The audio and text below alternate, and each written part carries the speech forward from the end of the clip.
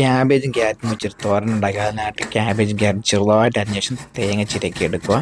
എന്നിട്ട് നമുക്ക് ഇതൊന്ന് അരച്ചെടുക്കണം. ആ തേങ്ങ മിക്സിയുടെ ജാറിലിട്ട് കുറച്ച് കറിവേപ്പിലയും ഒരു മുളകും ഒരു 1/2 ടീസ്പൂൺ മഞ്ഞൾപ്പൊടിയും 1 ടീസ്പൂൺ ജീരകം ഇട്ടൊന്ന് ചതച്ചെടുക്കുക. ശേഷം കുറച്ച് എണ്ണ ഒഴിച്ചു കൊടുക്കുക. അതിലേക്ക് കുറച്ച് കടുകിട്ട് പൊട്ടിച്ച് ഒരു തണ്ട് കറിവേപ്പിലയും ഇട്ട് പൊട്ടിച്ചതിന് ശേഷം അരിഞ്ഞു വെച്ചിരിക്കുന്ന ക്യാരറ്റും ക്യാബേജും അതിലേക്ക് ഇട്ടെടുക്കുക. ആവശ്യത്തിന് ഉപ്പിട്ട് ഇളക്കി അടച്ച് വെച്ച് കൊടുക്കുക.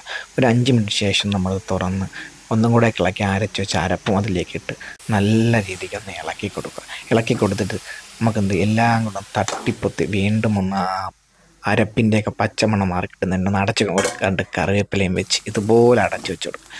അരപ്പിട്ടെടുത്തൊരു 3 മിനിറ്റ് ശേഷം വീണ്ടും തുറന്ന് ഇളക്കി ഇതുപോലെ എടുക്കുമ്പോൾ നമ്മൾ അടിപൊളി ക്യാരറ്റ് ക്യാബേജ് തോരൻ ഇവിടെ റെഡി ആയിട്ടുണ്ട്. നല്ല സൂപ്പർ തോരനാണ്.